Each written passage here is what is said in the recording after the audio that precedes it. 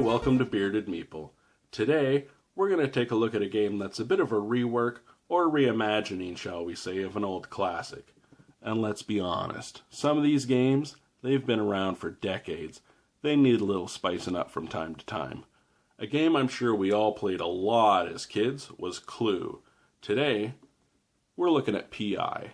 It's still a game of deduction.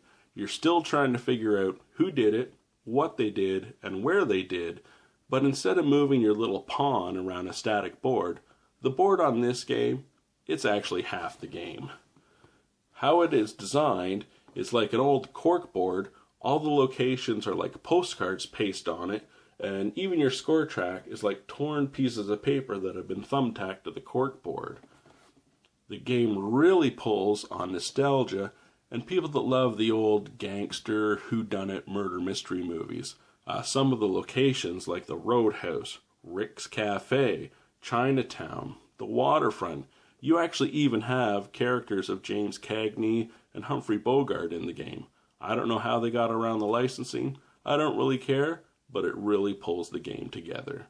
Now, don't get me wrong. This isn't a really heavy deduction. Oh, I got to figure this out and do this type of game. It's pretty simple, like Clue. And while it's not going to be the best game on your shelf, you're going to pull it down from time to time and go, you know what? That was actually fun. Let's check it out. Each person will receive a crime, suspect, and location card.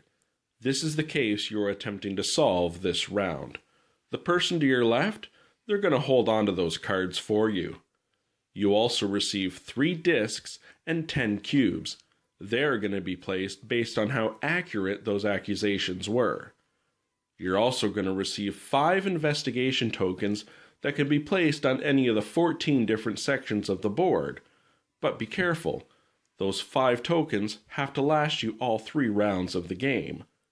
If you attempt to solve your case and you're wrong, you can receive penalty points as well. The board is split into 14 different areas. Each area has equal distribution of suspect, location, and crime. Some tiles contain no information. So which ones are yours? That's what you have to figure out. The case I'm attempting to solve is Dock Lakeside Protection Racket.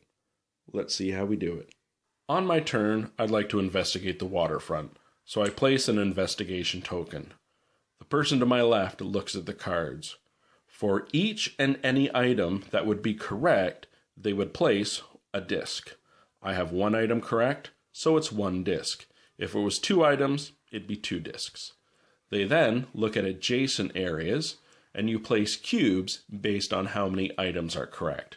I have 1 thing out of all of those, so they place 1 cube. Now, as a player, I don't know which ones they are, but I've narrowed it down to 1 of those for sure, and 1 of those for sure as well.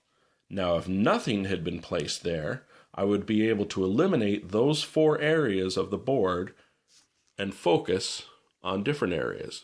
The other way to deduce your case is by selecting evidence cards. I've selected mob killing. So we look at mob killing on the board. If it was correct, they would place a disc. But the crime I'm looking for is within 1 of mob killing, so I'm going to place a cube. So as a player, I now know my crime is protection racket, blackmail, jewelry heist, or kidnapping. So through repeated turns and actions, you're slowly going to figure out which 3 cards are yours and be able to solve your case.